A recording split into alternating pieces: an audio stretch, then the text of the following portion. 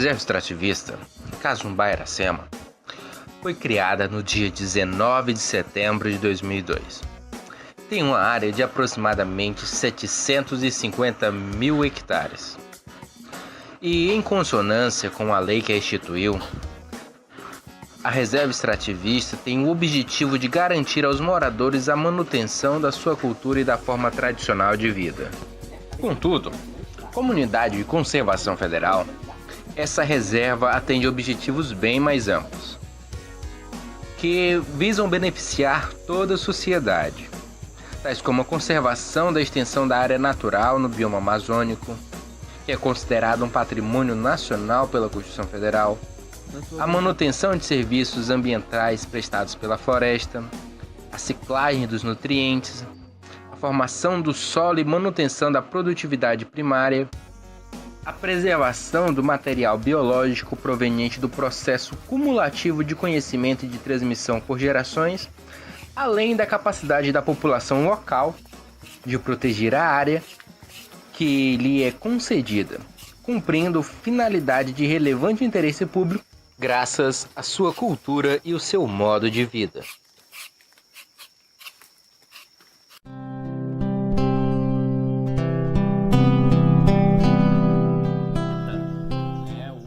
O Estado saiu na frente aqui no Brasil, né, para vender os seringais para os sulistas, para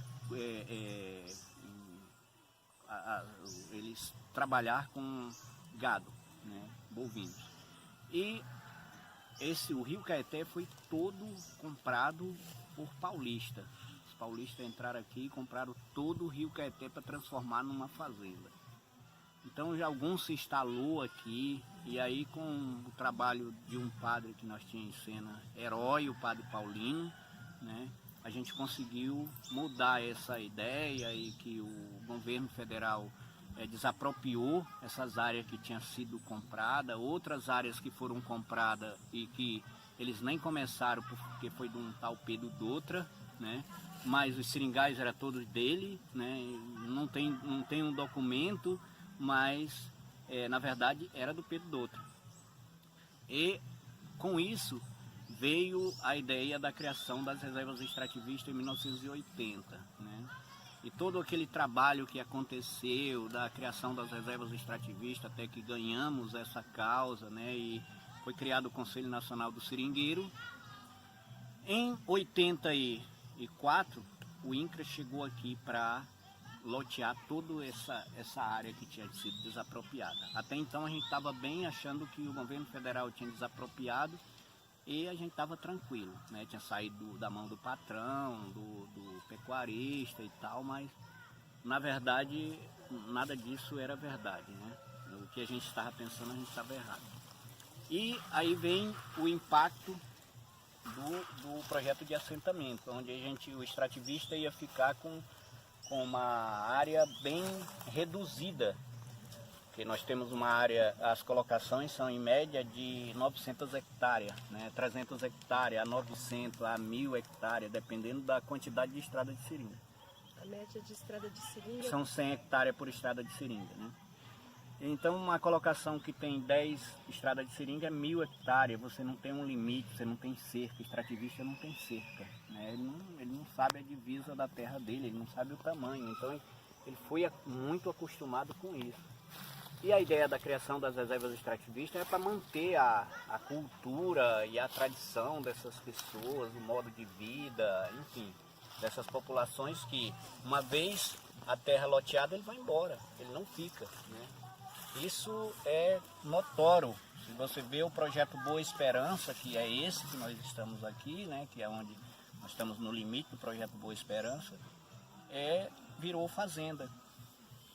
Então aí a comunidade do Cazumbá, onde nós estamos, se organizou para o empate, isso de forma harmoniosa com o INCRA, né, para que parasse o projeto de assentamento aqui e a gente criar uma reserva extrativista. E todo o trabalho de sensibilização para a criação da reserva foi feito pela comunidade do Cazumbá. E na época eu estava na frente todo esse movimento, eu estive desde o início, as primeiras palavras, desde esse início de criação. Então para mim é um motivo de alegria e orgulho, né?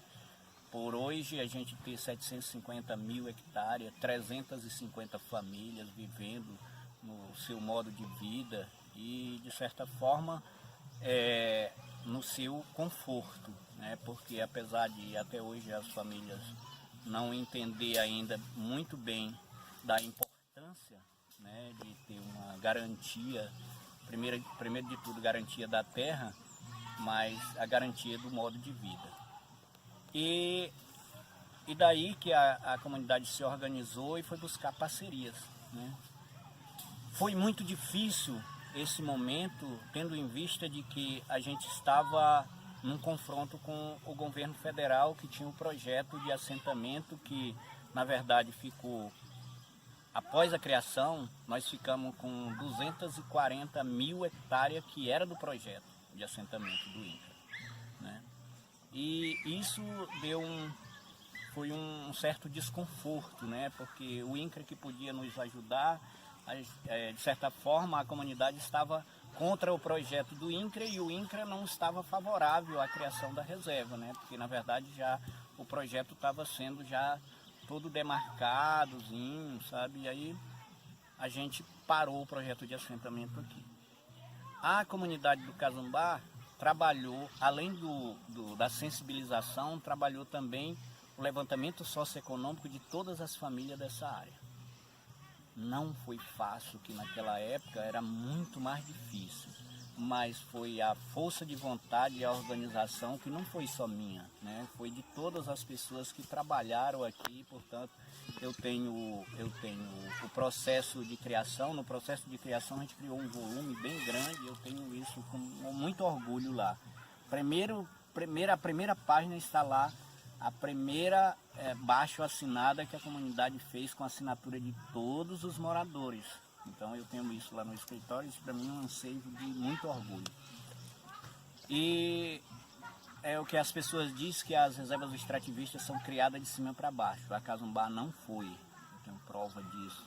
Vocês podem catalogar que essa não foi.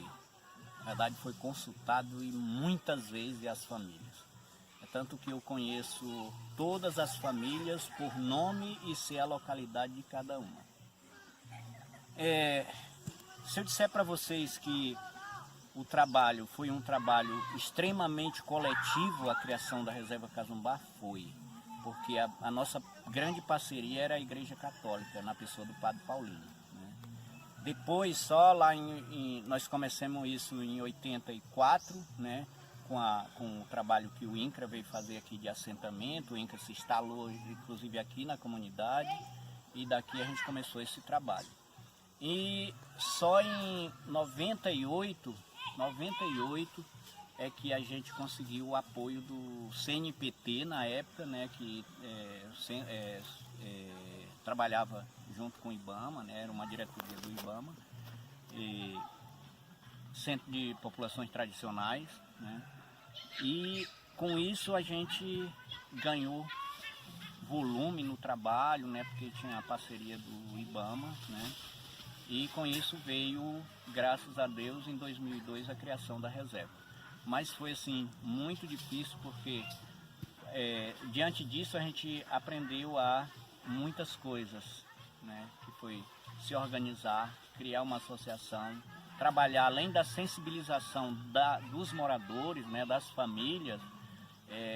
A gente também teve que sensibilizar as entidades, as instituições a aceitar, né? Porque daí então só havia sido criada, a primeira reserva extrativista criada no estado foi a Alto Juruá, né? E depois a Chico Mendes, né? E aí vem a luta pela Cazumbá, que foi assim, uma luta constante, mas foi uma luta da própria comunidade, em defesa da garantia da terra, né? E nessa defesa da garantia da terra era garantir o modo de vida dessas populações. Claro que aí vem os desafios, mas esse foi um momento assim histórico e que me orgulha muito. E que orgulha com certeza os moradores do Cazumbá, né? e muitas pessoas que moram e que até hoje moram, de certa forma, tem alguns que ainda não compreendem todo esse...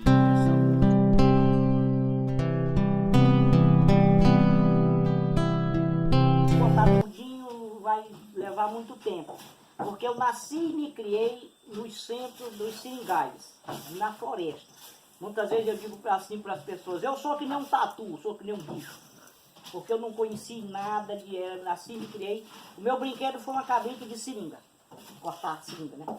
É o nome de cabrita, é a faca, a lâmina. E aí meu pai me ensinou tudo da mata. E quando eu me entendi, já puxava o leite da seringa, cortava a seringa.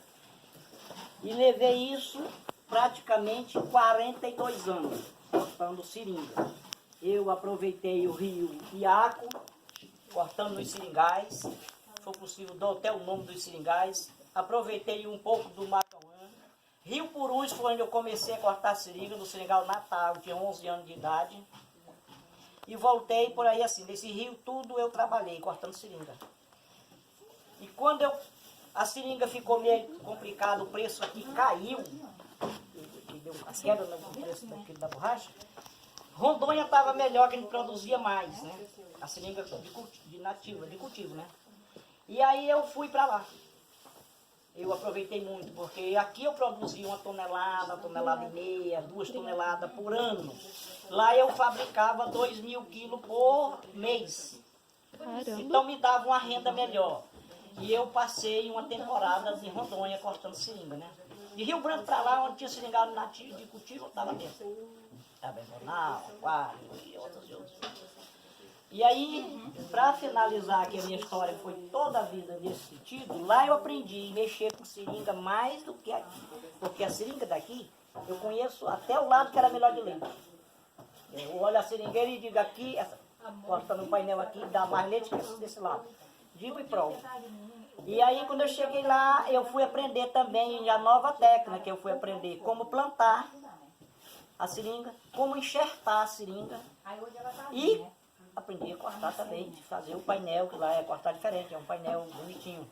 Então eu nasci, me criei e estou hoje ainda com... O senhor disse que sabe qual lado da seringueira que sai. Então o senhor conhece cada seringueira da sua estrada de seringa? Cada uma, eu chego com você e digo, essa aqui é ruim, porque ela só tem tanto lugar e ela não tem como puxar sustento para manter muito lácteos, aquele negócio. Eu explico direitinho, porque eu não aprendi em escola, aprendi dentro da mata, com meus avós, meus pais, meus tios que vieram, os começos só era borracha.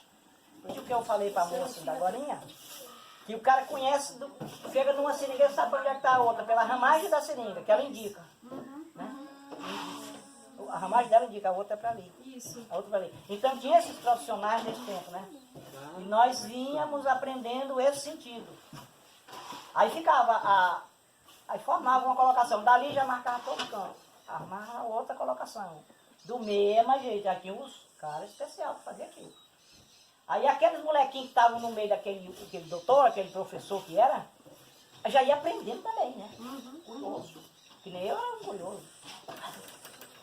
Ah, seu Mateus, que tinha um senhor chamado Mateus, que era um profissional. Seu Mateus, e qual é o galho que indica? Aí ele dizia, você conta aquele tal, é aquele primeiro, que é aquele que indica. Aí eu ia aprendendo. Aí o meu pai também trabalhava nessa área, aprendi.